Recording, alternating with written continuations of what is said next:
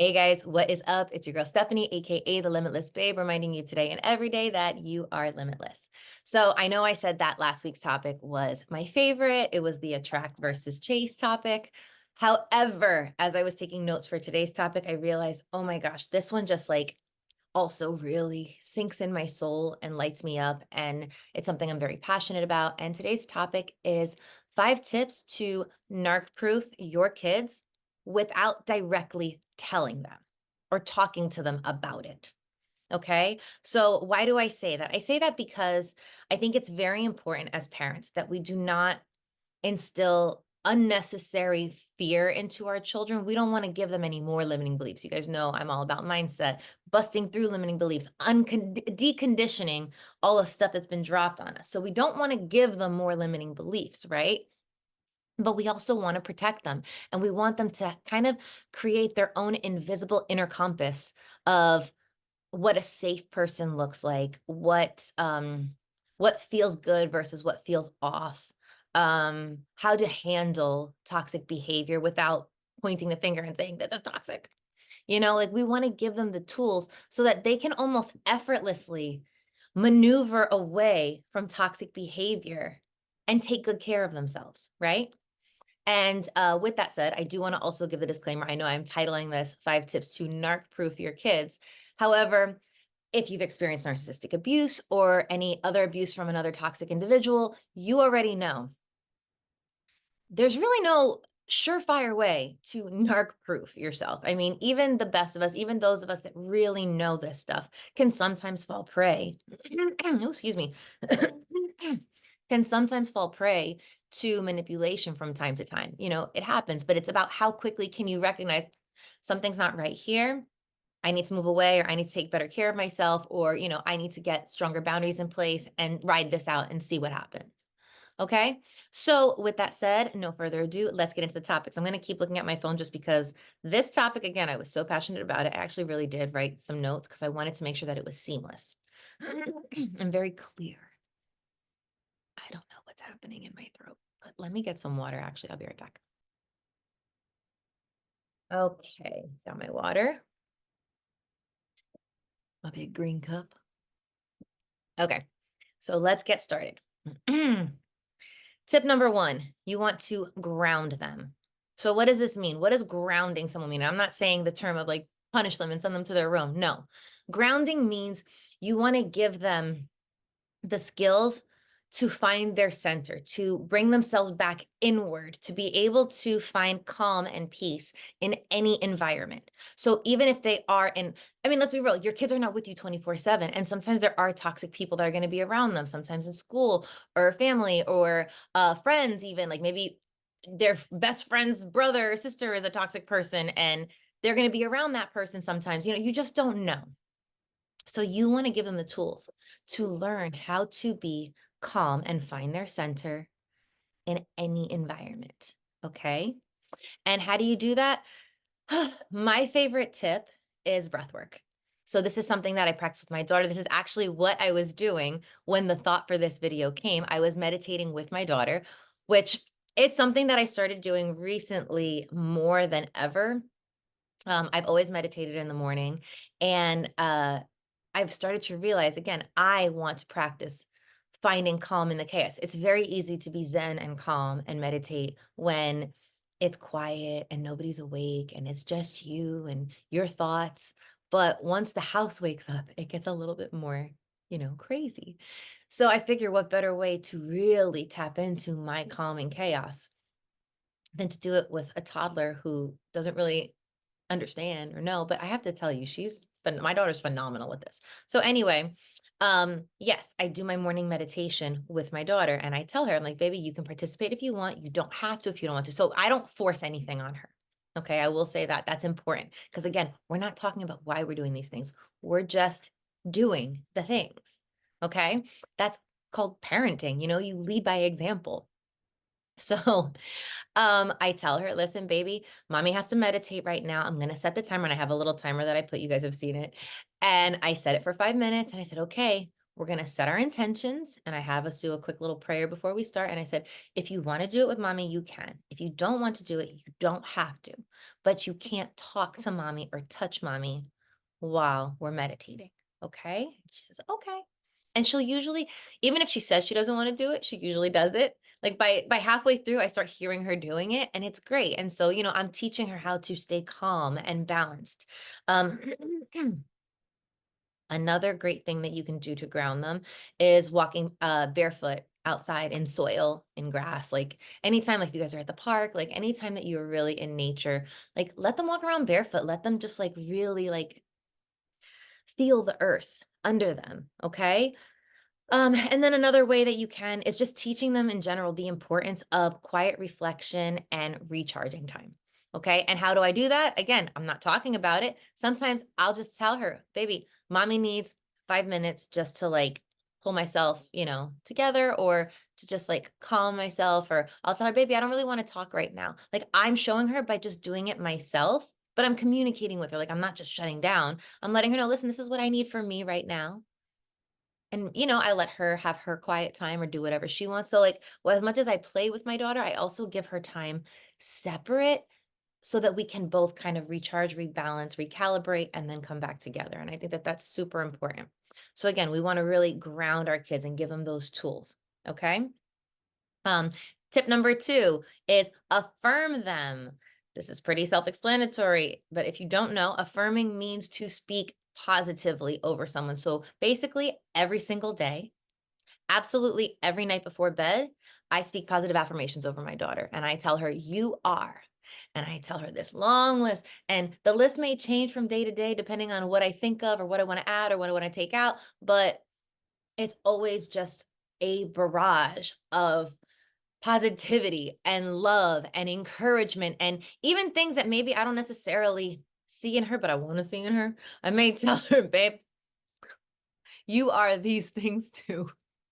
Because I want to encourage her. I want to unleash all of her potential and all of that goodness that's inside of her. And I want her to go to bed knowing, hey, yeah, I am all those things.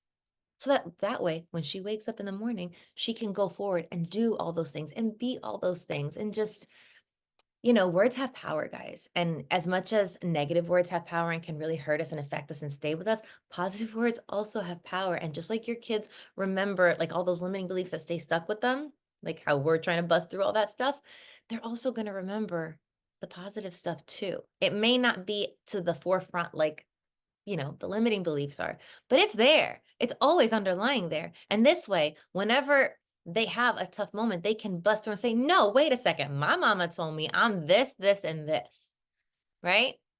But you got to be consistent with it. Super important. And another thing I encourage you to do is to teach your kids to do this. So mirror work.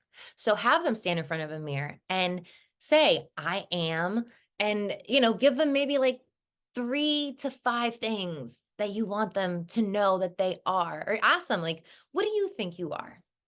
What do you love about yourself? Say that. What do you love about yourself? And I want you to look yourself in the eye and remind yourself of those things. Powerful. Okay, so that's tip number 2, affirm them. Tip number 3 is enable them. And this means giving them the tools that they need. Okay. So again, we're not talking about this though. So we're just doing. I've been very fortunate that I've been doing these practices with my daughter since she was a baby. So it's always just been normal. Like one of the big tools that she has in her toolbox is tapping. So if you don't know, tapping is, I forget what it stands for. It's EFT tapping, something freedom technique. I forget what it stands for. But anyway, it's powerful. It helps you kind of like reprogram your thought process, right? And I have her do it as turtle shell. So I know I've talked about this before. Hold on a second. I want to show you guys something. My yoga teacher and dear friend bought these for me when my daughter was born. And they are Little Renegades Mindful Kids and Little Renegades Mindful Kids Bedtime. So these are different practices that you can do morning and night with your kids, which actually I need to start doing more with her because we kind of like picked our favorite and stuck with those. Um, to instill mindful habits. So these are great tools that you can give them to help them cope with high conflict or toxic situations. Okay. So the regular mindful kids is cards and activities that you do in the morning. So this is where turtle shell, which is what I'm going to explain to you right now, came from. And then the mindful kids bedtime is more like a meditative, like calming, like getting ourselves down and like evaluating the day practice. Okay. So I do what we call turtle shell. And I'm at the point where I don't even have to ask her to do it. After we meditate, she'll ask me, can we do turtle shell? Yeah, girl, we can. So I, sit across from her very calm and I tell her, imagine your head is a turtle shell. And I go, and it's round and it's hard and it's green. And then I'll give her a minute to tell me. I say, actually, mine's not green. Mine is, and I'll come up with a really fun, descriptive, explanation of what my shell looks like. And I'll ask her, what does yours look like?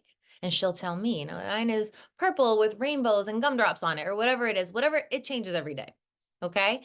And I'll say, oh, that sounds nice. Okay, you ready? Yes. And we'll take a deep breath in. And then we begin. And basically, it's tapping on the top of your head, on the insides of your brows, on the outside of your eyes, like right here, kind of by your cheekbones, the top of your cheekbones. Okay, right under your eyes, under your nose, under your mouth, above your chin, your collarbone, your side, right by your ribs. And then for funsies, I add the other side because I make this like a monkey thing, like, ooh, ooh, ooh, ooh. And then we do both sides. And then the back of your hand. If I'm doing this incorrectly, if there's other people that do it differently, I apologize. This is just how I do it with my daughter. And while we're tapping, we have our 3 affirmations. So you can obviously give your, child whatever affirmations you want to say or whatever positive words you want to speak. My 3 are, I am safe, I am divinely guided, I am abundantly blessed.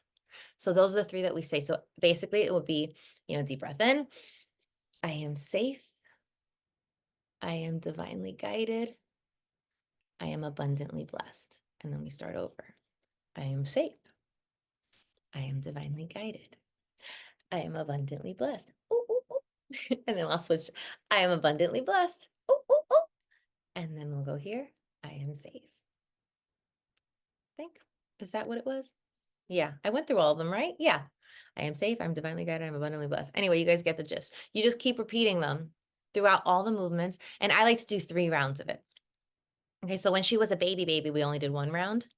And as she's gotten older, we've been able to now do 3 rounds and it's, it's fun and she likes it.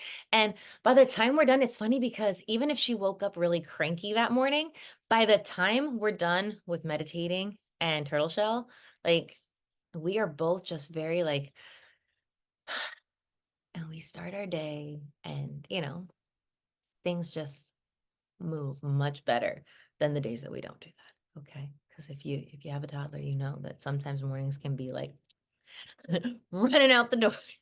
All right, so that's one of the tools you can give them. And then another tool, which we've already discussed, is breath work. But it goes beyond just meditation. Like you can teach them even like somatic breath work. You can teach them somatic movements. You can also teach them yoga. Yoga is fantastic. Basically, give them different things to move their body. Another great thing in giving them the tools, which you may not even think is something that would help them with toxic people, but signing them up for dance classes or sports or any type of activity where they move their body. When we're moving our body, we are releasing stored and trapped energy. So that's all good. Okay. Another great idea is just teaching them that, when we have a lot of emotions, let's go for a walk. Let's go outside. Let's get out in nature. And again, we're not talking about it. You can, I mean, if you want to, you can. I just feel like it's more powerful when we just do. And when things become habitual, you know what I mean? Then it becomes a ritual. It's just, this is just what we do during these times because that helps. That feels good. Okay. So we went through grounding them, affirming them, enabling them. And now my 4th tip for narc proofing your kids would be show them. obviously, which we've kind of already been doing, but I want to take this even a step further about leading by example. So with showing them, this is more about how we interact perhaps with others, I would say, whereas the other things that we're showing them is how we take care of ourselves, right? So with this, that means showing them what healthy boundaries looks like. And that means if you have an experience with a toxic person that they are witnessing, that you can handle that with a healthy boundary and stand firm in your healthy boundary without wavering, without being disrespectful, and just hold space for the fact that, well, this is what works for me. And if you can't honor that, I respect that. That's fine, but I can't participate in this. I'm not going to get dragged into the mud. I'm not going to wrestle with a pig. This is my boundary. So you can either meet me up here or you can stay down here, but by yourself. Okay. So we want to lead by example and teach them healthy boundaries. We do that by showing them how we interact with others. We also do that with how we interact with them. Let's be real. Toddlers can be real. And sometimes you have to put your foot down, not sometimes, a lot of times, you have to put your foot down, but in a way that expresses healthy boundaries. Baby, if you keep cheating while we're playing this game, I'm not going to play with you anymore. Okay? Baby, if you keep yelling at me while I'm trying to talk to you, then I'm just going to walk away. Okay? Baby, if you hit me one more time, we're not going to go to X, Y, or Z. You know what I mean? Like we're setting boundaries with our kids every day. But I think we're forgetting the fact that we want to also show them with other people as well. And it's one thing to set the boundary, right? A lot of people have no problem setting the boundary, especially with our kids. It's another thing to stand firm in it and to not waver and to not say, okay, well, oh, like I feel bad. Never mind. I was just kidding. I take it back. No, stand firm in your boundary and show them that when you say this, you mean business. Okay. So healthy boundaries is super important, and also letting your kids see that healthy boundaries are not only essential to their life, but totally possible because you can do it and you can uphold them. And it's really not that hard. And you can have healthy boundaries and still be respectful. Okay. So healthy boundaries doesn't look like pushing people away and being rough and tough and gruff. It just means that doesn't work for me. So we can either revisit this and try again, or I can just go over there. Okay. Also showing them means showing them how safe people show up for them. And I've talked about this in another video. I think it was the one about, encouragement for the struggling single mama, the financial one, where basically, what do safe people look like? For me, a safe person is someone that I can trust to always keep their word. Okay. Because let's be real, toxic people, in particular narcissists, are not very good at accepting or holding boundaries. Like they are probably the most codependent people, not good at boundaries, but even beyond that, they're not really good at following through with what they say. They're great at talking. Oh, they'll talk, because that's the manipulation aspect.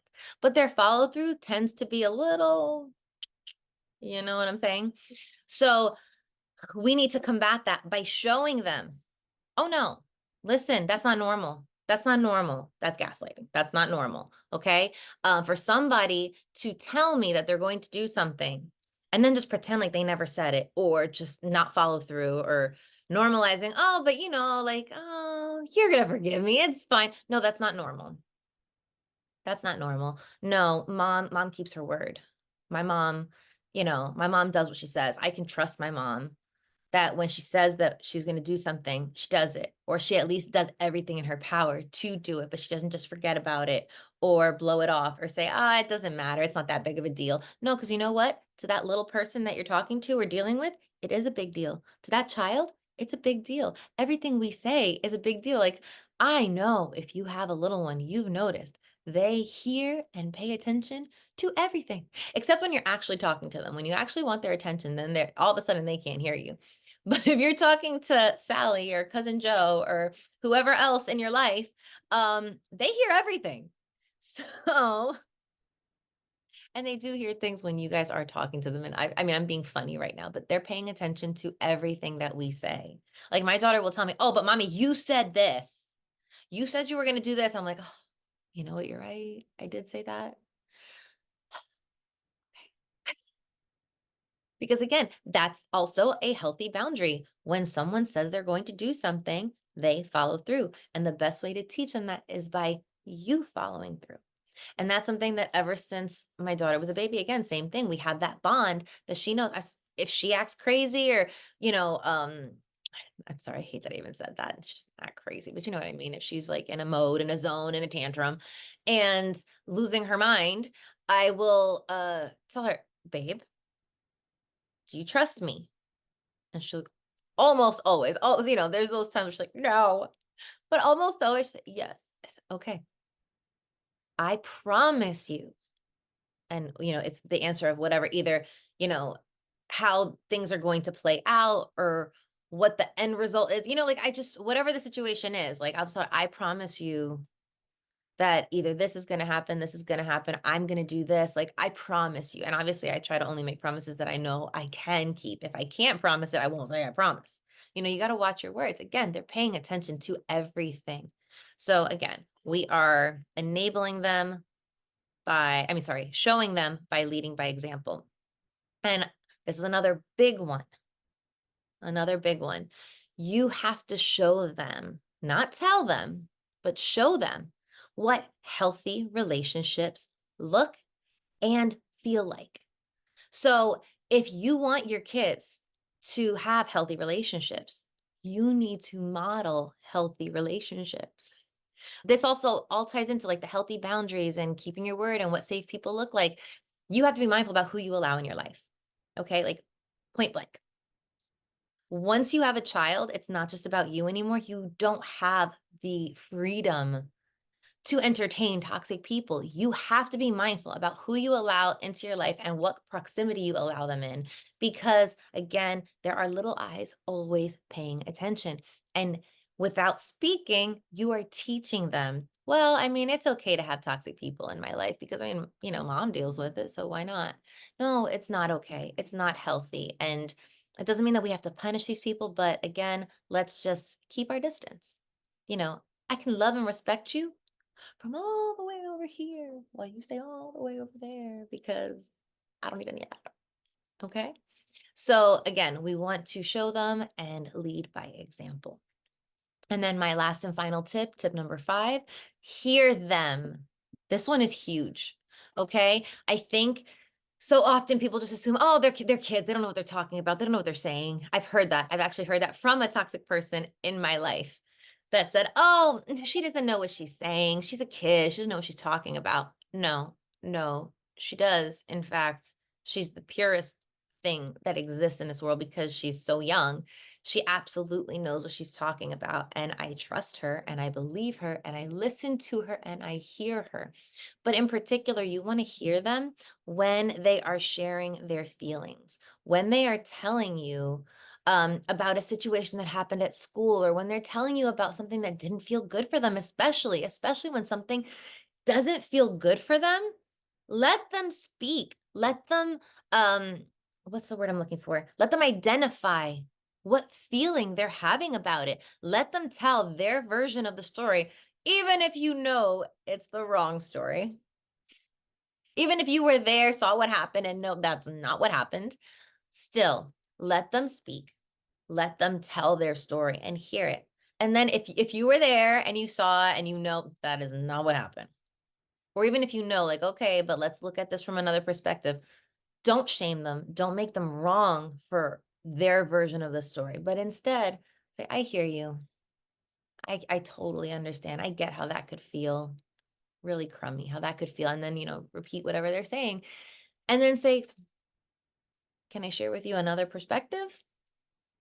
And share it with them. You know what I mean? Give them like, but what if, or tell them like in a story form, like, what do you think would have happened if this happened instead? Or what do you think so and so feels about it? Or how do you think this could have been handled better. Like, give them questions, give them perspective shifts without making them feel wrong, and let them start learning problem solving so that they can figure it out on their own. Let them come to their own conclusions.